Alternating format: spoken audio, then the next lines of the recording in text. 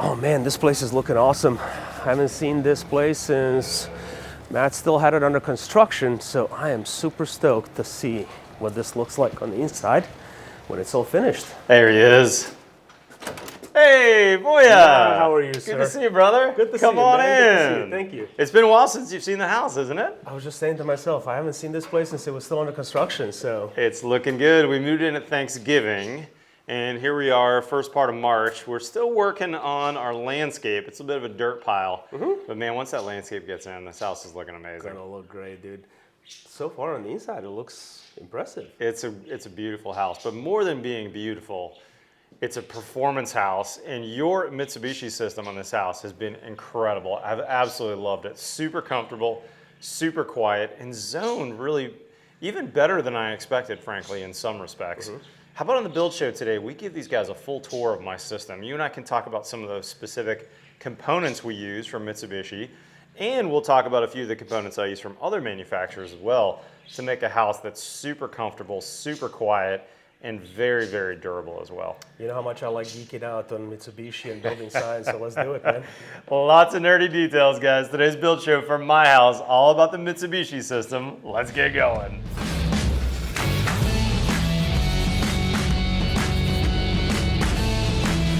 Okay, guys, if you haven't met Voya is on the high performance team at Mitsubishi, and I worked with those guys, but more importantly, I had Positive Energy do all the load calcs and help me figure out how to design the house using their system, but to meet the needs of my family, the loads, the BTUs coming in to keep the house cool in the summertime and hot in the winter. And Voya, we ended up with basically 4 zones in the house, and it's kind of an interesting setup because, for instance, you can see the whole first floor is pretty open. When you came in the foyer here, I've got a powder bath and I've got some closet space. But when you walk into the living space, big open space. The problem with that was I had I-joists above us here and a huge beam running in the ceiling. I had no way of getting any ductwork into this little nook of the house. I've got a kitchen here, and beyond the kitchen is my wife's desk, a laundry room, and a pantry space.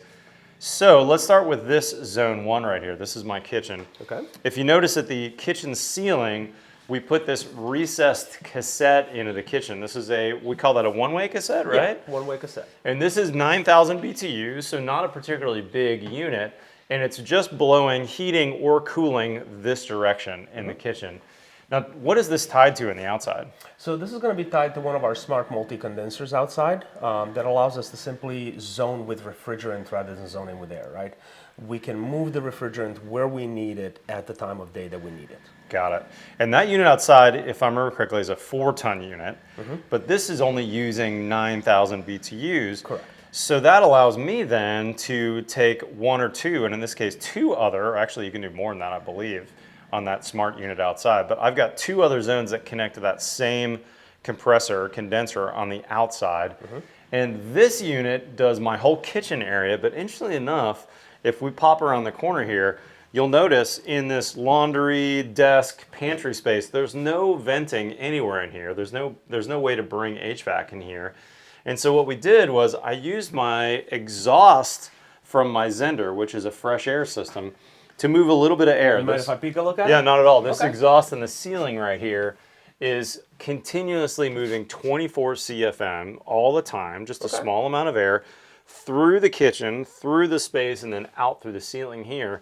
And I was initially a little worried. You know, when Positive Energy designed this, I thought, oh gosh, I wonder if this space is going to be hot. You know, I've got this condensing ventless dryer in here, which, you know, they say online makes a little bit of heat. But you know what? This space has been super comfortable. I've had no problems in here. Having that kitchen air move just a little bit through the space is all I need. Now, part of that, though, Voya, though, is I made very efficient walls. I've got 2x4 cavity Rockwool insulation, and then outside, I've got full exterior insulation on the entire outside of the house, 2 inches of foam on the outside of my house. And the window right here is a triple glazed window. So, in other words, this space has no load except for maybe the computer or maybe my condensing dryer. Okay, so you're what, about like R25 on the walls? Yeah, around that. Yeah, but continuous. That's excellent. I've got continuous R13 everywhere. And then in this space, I've got that one controller on the wall that controls that head. and that's all we use for the kitchen. And then as you come into the main space, you're going to notice a thermostat right here. Okay. But that thermostat goes to this unit here, which I call my party load unit. Ah, this is the one that I wanted to see, man. I want to see this party load. Okay, so here's the story about party loads. You know, when I first started building in Texas, 17 years ago, one of my early on clients had a pretty big open one-story house, and they always threw parties in the summertime, and they had a door kind of like mine, a big lift and slide with a cool patio. And they said, hey, Matt, you know, when we do this big remodel, I want to add a party load system, a whole separate HVAC system with its own thermostat I can turn on when I know I've got a bunch of people coming over. Because, you know, when it's June or July, it's 90 degrees out, I want to be able to open the windows and doors and still have enough capacity to keep the rest of the house relatively cool. I know it's not going to stay at 68 if it's, you know, 98 out, but I don't want it to be 90 degrees in the house because of that. Absolutely. So we added a whole second party load unit, which was a ducted high static pressure. I think it was a train system with a 4-ton compressor outside that was just for that. I love that concept, but I didn't want to spend that kind of money. So what I did, what Positive Energy designed for me, was this unit here. This is a classic mini split head, as people call them. This one happens to be a 2-ton system.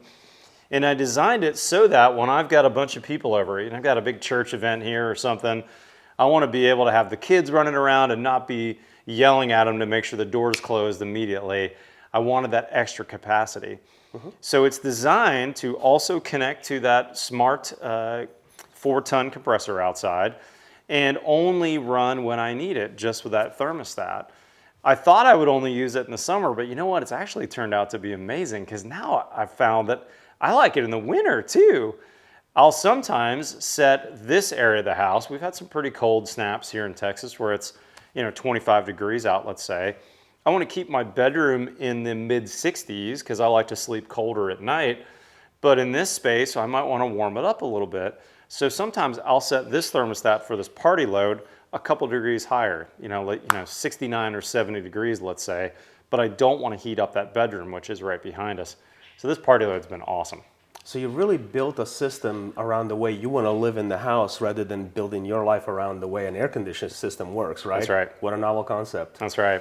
Now I want to preempt though. I know anytime I show this mini split head in this big, awesome, beautiful space, there's always someone who comments in the description. I'm sure we'll get it. Those are so ugly. Why'd you do that?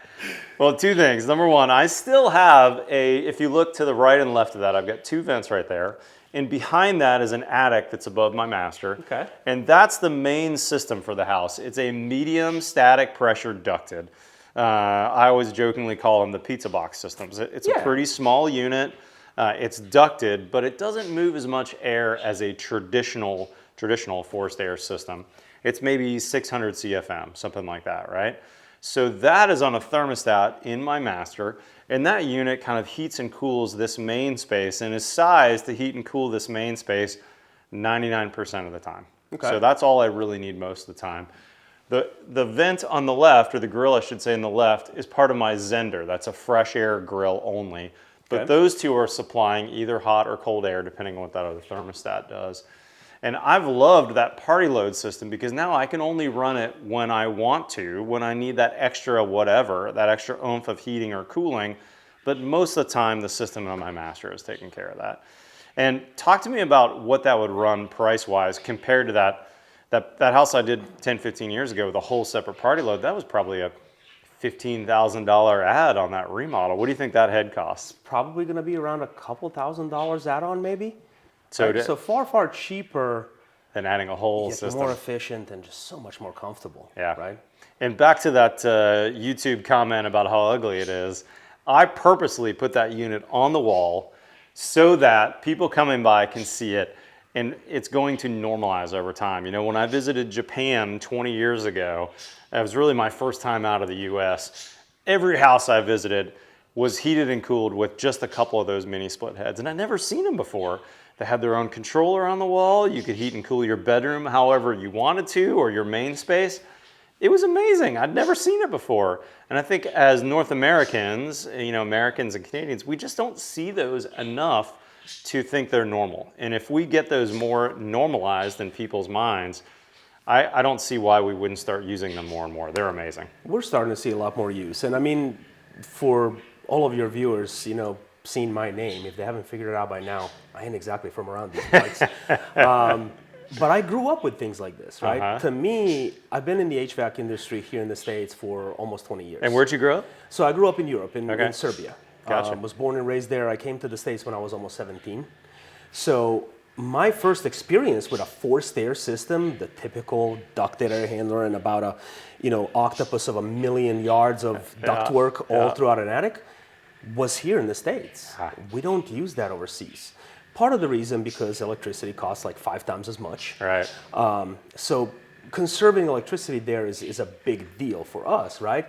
But at the same time, it's just about being comfortable in the space that you're occupying, right? Totally. Just because I like it cold doesn't mean my grandma does. And That's right. she does come over to visit every once in a while. No doubt. That's hilarious. So let's let her be comfortable too. I love it. All right, so then let's keep going on the tour. But one thing I do want to mention is I've got thermostats, not hardwired, they're actually wireless, but they could be hardwired thermostats for each one of these 4 zones. And oh, by the way, we didn't even make it over there, but in my garage, I have a separate 1-to-1 mini split head with a compressor outside. And I can't remember the sizing. I want to say it's a 1.5 ton for my garage. Does that sound about right? Maybe it's a 1 ton. Yeah, 1 ton, 1.5 ton, because your garage is insulated, right? It's fully insulated. Yeah, it's a little bit smaller than a typical non-insulated garage would take. But yeah, but I've really liked that in my garage because now in my winter time when it's really cold out, I can keep that garage in the 50s, let's say, even though it might be 20 degrees outside.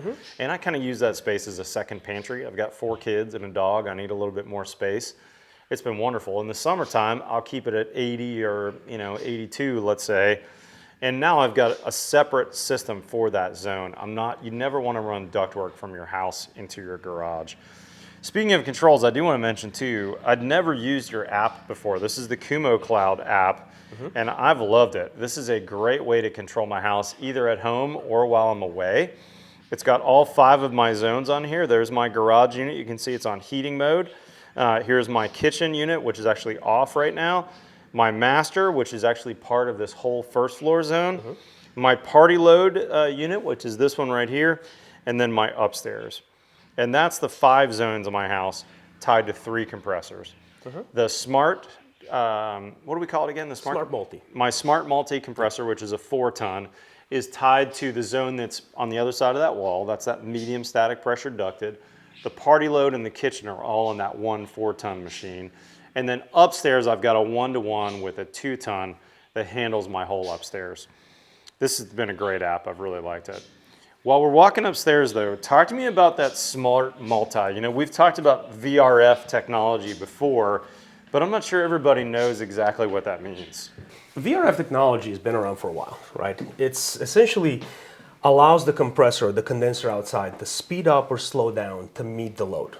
So in other words, it's like having 100 differently sized AC systems outside of your house all fit into one that just simply allow you to use up only as much electricity as you need to be comfortable at that time. I love it. The beautiful thing about the Smart Multi product is it allows us to connect anywhere from 1 air handler on a condenser upwards of 12 air handlers on a 1 to single 12 condenser. up there. Yeah.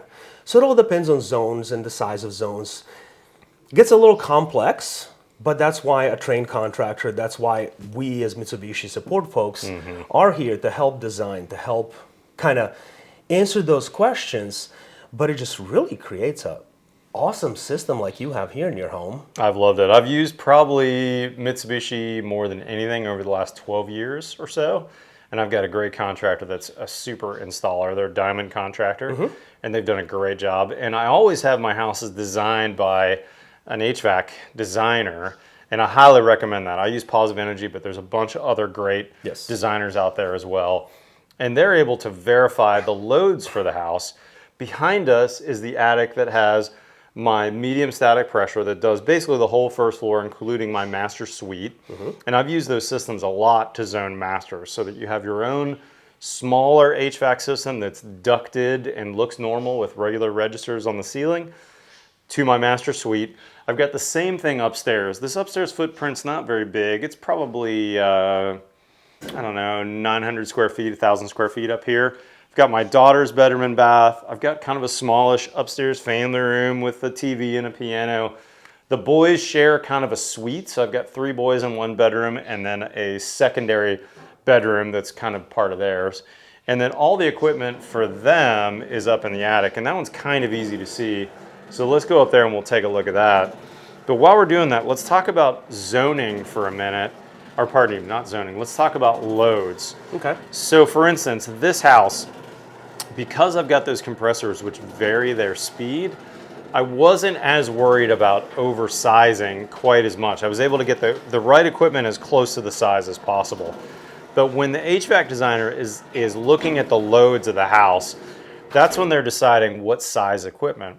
And this is something that's taken me a long time to totally understand, but this house and living in here has helped me in that, because this house is so comfortable and so efficient, so tight of construction with good exterior blanket of insulation, it means my loads are pretty small in this house. Yes. And there's very little BTUs that are coming in. In fact, most of the BTUs that come into the house through the space are through my windows. That's the least efficient part of my whole house. The walls hardly have any amount of energy flowing through them.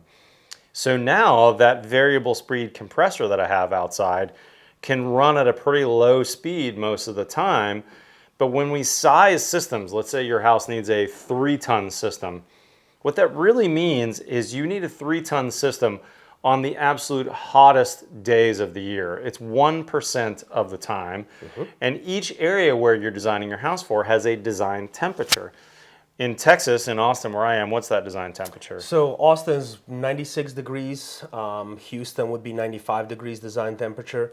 And we really sit down and look at it. If we break that year into hours, we're less than 0.5% spent at 95 degrees or hotter of the year, right? So very little. Very little. Even though we've got a V8 specified to cool the house. To cool the whole house, to use a car exactly. reference, or a V12. And so that's what I've loved about this system is I'm able to size everything to the loads, and the loads are pretty small.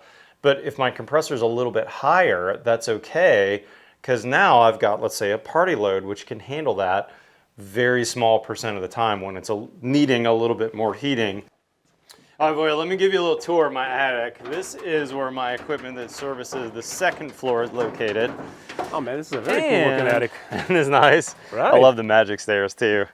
So this is a conditioned attic, Voya, meaning all this equipment that's up here is within the HVAC space. You always want your ducts within the air conditioned space of the house, meaning the insulation is at my roof line, no vents in or out of the space, right? There's no attic or soffit vents or anything that are going to bring air into the space. These ducts are now in the same basically temperature and humidity as the rest of the house. Were you able to notice much difference as you walked up the stairs for temperature? Absolutely no difference in temperature. I don't feel any difference in humidity. I mean, it feels just like it was downstairs. Pretty nice. Yeah. Pretty nice. So now all my storage space, which would have been in my garage previously or in my ridiculously hot attic, like most people in Texas, this is great storage space. It's kind of a Texas basement.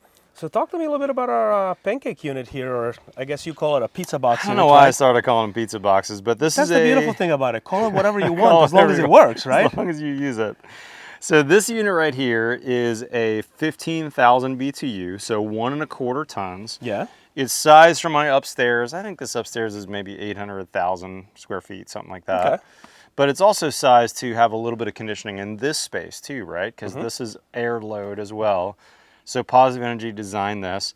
It's tied to a 1-to-1 compressor outside for just this unit. And it's got what they call a parapants plenum on there. That's a mouthful to say. Basically, that air that's flowing through here is going out this way and then running out. We've got individual kind of dampers on there that we can change the airflow if necessary. And then this is the return side on the back side. So we've got return air coming here. It's flowing out this way.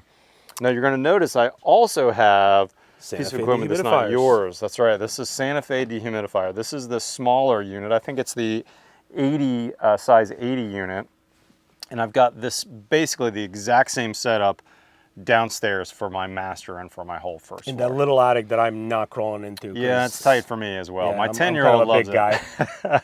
it. But these systems run incredibly quiet and just kind of are always running in the background. And I like that. They're not oversized, they're not undersized, they're the correct size, and Positive Energy sized it for me. And then you've probably seen this on video. This is my fresh air system, Yes. which does all the fresh air in the house. It does all of the exhausting in all of my bathrooms. And all of my supplies are in places that I want them, right? It's in every single bedroom has its own supply of fresh air. This is definitely the Lexus of ERVs, energy recovery ventilators, but I've loved it. It's running right now on low speed. It always runs on low speed unless one of my bathrooms kicks it up into high. So if you look at my HVAC system as a total, heating, ventilation, and air conditioning, I've got your Mitsubishi system that's doing the heating and cooling. The V on HVAC is done by my ERV. Ventilation. Exactly. And then it's not really called for it in the HVAC, but I would say, especially in the South, you need HVAC plus D, and that's supplemental dehumidification. I mean, when we think about it, really, it is still part of the conditioning of the air, right? True. You know, we have to understand as builders, as contractors, that we're not just thinking about the sensible load, right? The temperature we can feel on our skin. But as we're building tighter and better built homes, we're starting to see that difference between the sensible and latent load, which is the moisture in the air, That's right. change drastically, right? Yeah. We're reducing the load on the sensible temperature, but by building a tighter home, we're now increasing our latent temperature. Yeah. And we give off moisture. That's right. Just kind of sitting here and talking, right? Yeah, and Taking for kids showers, that are cooking. bathing and showering Yeah, absolutely. and cooking. So having something like this that helps supplement that conditioning that the AC system is doing just makes it a much more comfortable and much more efficient system. It allows me to live at a higher temperature and be comfortable too. Absolutely. At my old house that had much bigger sensible loads than this house, this house has smaller sensible loads. I was able to use a dehumidifier and actually turn my thermostat on my air conditioner up in the summertime. I didn't need it quite as low because I kept my humidity low. I typically set this between 45 and 50% relative humidity and let it sit there all year round. And then it just runs when it needs to. And then your system, the Mitsubishi heat pump, only heats and cools when it's necessary, but this is going to run and dehumidifier whenever that relative humidity bumps up a little bit.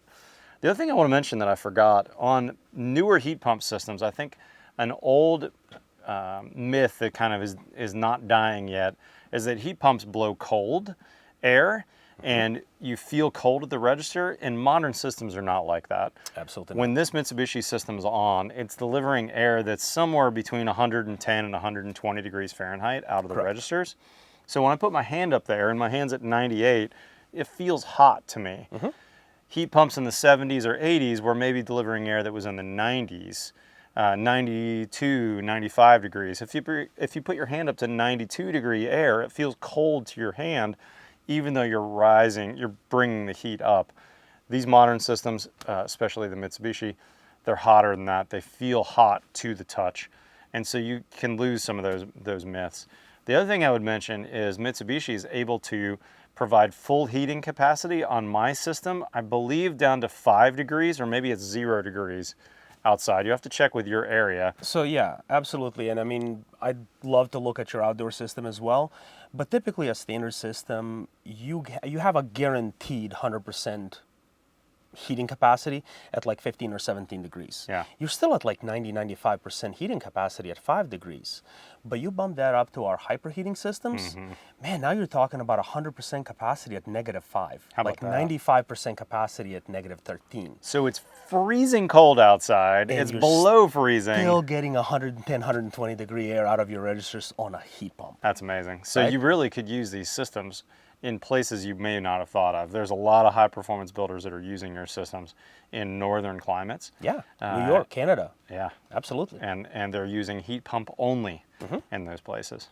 Yeah, my home has absolutely no backup heat. It's all electric. That's what this is too, no backup heat. And I've had zero problems. And we were, 15 degrees out not that long ago. Yeah. And my loads were so small too, I hardly had to use any of my heat in my house. Pretty amazing. That's a Boy, beautiful let's thing. talk about 2 takeaways on this video before we wrap it up. What do you think are the 2 takeaways now that you've seen my system? So the 2 takeaways to me is when it comes to load calculation, don't use the standard rules of thumb, right? If I was to come in by standard rules of thumb, like the way in the old days, right? You know, either come across the street and kind of, let's see how many thumbs fit in the picture. Or even worse, let's do it X amount of BTUs per square foot or X amount of square feet per ton, right? Typically that was like the 300 to 400 square feet a ton. right. That would be grossly oversized for a home like this. Yeah, we're probably 800 or 1,000 square feet to the ton, or Easily. maybe slightly higher. Yeah, 1,200 square feet to the ton on this house. And even on a just a code-built home today, that's still grossly oversized. Yep. So use a professional. Use somebody who can help you design, check the loads on the home, design the system to fit the need of what you need. 100%. Because number one is going to do is going to extend the life of your equipment. Yep. Right? Your system is going to run slow for much longer periods of time, Yeah, thereby that's good. allowing it to control moisture better. It's going to be a lot more efficient. It's going to control your comfort a lot better. And again, you're not kicking the system on and off for 10 minutes every hour or every half hour. Which is not good for your compressor. Absolutely not. It's going to wear everything down a lot faster. Yep. So the other thing that you're doing by just simply oversizing systems because you're using rules of thumb is you're spending a lot more on the equipment, right, than you Yep. initially need to. That's right. So that's my number one takeaway. What's yours? My takeaway, now that I've lived in this house, and prior to this, Voya, I was in a 70s house that I remodeled 15, 16 years ago. It was basically built to what code would be today. I had a blower door done a few years after I finished. It was a 3 ACH50. I had blown in insulation on my attic. My duct was up in my un-air conditioned attic space. That house wasn't super comfortable. Over here, I'm about 50% or a little bit more above code for both insulation and a little higher than that for air sealing. I think that's my big takeaway. After having lived in this house, I think that shooting for 50% above code for both insulation and air tightness is a terrific goal for everybody to go to. And it's not about payback. Let's stop talking about payback. If your client asks you what's the payback, don't throw out a number, because the payback is not there in terms of, oh, the $25 a month I save over the course of 6 years is going to pay you back. Maybe that is true in the long run, and there is some magic year that's a payback. But I can tell you from day one, I've lived in this house 4 months now, this is the most comfortable, the freshest air, the most incredible house I've ever lived in, the most comfortable house. My bills are, yes, lower than the other house for electricity, but man, this house has been amazing to live in. It feels so fresh and so comfortable. I've got kids that I've got at least one kid that suffers from asthma. We all suffer from allergies. All those are way reduced now that we've been in this house because of the air tightness, because of my systems that I've used here. So that's my big takeaway. Okay. Voya, thanks, brother. Really appreciate This was it. absolutely awesome, man. Thank you so much for giving me the tour of your beautiful home. How can people find out more about Mitsubishi? Where should we direct them? So we're going to direct folks to go to MitsubishiComfort.com. Okay. And when there, they can type in their zip code down towards the bottom of the homepage. They can research a bunch of stuff. They can see what types of products we have, because we have a slew of products that fit Yeah. every need, just about every budget as Yep. well. But the most important thing is find a diamond contractor or a ductless pro. Yeah. All of those guys are going to be trained. We require them to train in order to be in part of our program. We give them training for free to encourage them to come in and train every single year after year, because we want an educated contractor. Yeah, that's right. Right? Because it doesn't matter how good a system is. If it's not designed or installed properly, it's not going to function the way it's intended to. Totally true. So talk to a trained contractor, and let's build better. I love it. Last thing I want to mention is this video was sponsored by Metis, and Metis stands for Mitsubishi Electric Train US. Mitsubishi, a Japanese company, and Train, an American company, have kind of partnered together to market and sell their products together in the US. They have a good complement of products. So Mitsubishi products are available at any Train dealer throughout the whole US. Their distribution is incredible. Anywhere you can buy Train products, you can also buy Mitsubishi products. Yes. And they can nicely work in tandem. For instance, I could have used the Train more standard system in here, a high static pressure, and then gone to a Mitsubishi just for my garage or just for my master suite. And that is honestly the gateway drug that gets you into doing a full system like I've done here, is by using your Mitsubishi system just for a master suite and maybe a Train full high static pressure for the whole rest of the house. or just a mini split head in one area, in that bonus room above the garage that you don't use all the time, in your garage space, in that master suite that has a hard time cooling properly. That's a great way to go, is thinking about Mitsubishi's equipment. And like Voya said, find a diamond dealer. Find somebody who's familiar with that equipment in your area. You don't want to be the first time they've ever installed the equipment. You want to find someone who's a pro at it, who's used to doing it, and definitely get someone to specify and help you figure out what the load calcs are. Voya, Absolutely. thanks for coming, brother. Thanks really again, Matt. appreciate it. Appreciate it. Big thanks to Metis for sponsoring today's video. Guys, if you're not currently a subscriber, hit that subscribe button below. And also, I've got a link for our newsletter below. If you're not familiar, buildshownetwork.com. We're publishing 10 new videos a week on that website. And we have a Tuesday and Friday newsletter that shows you what's new on the site, so you can see what's happening with all of our amazing contributors over on buildshownetwork.com. Follow me on Twitter and Instagram. Otherwise, we'll see you next time on the buildshow.com.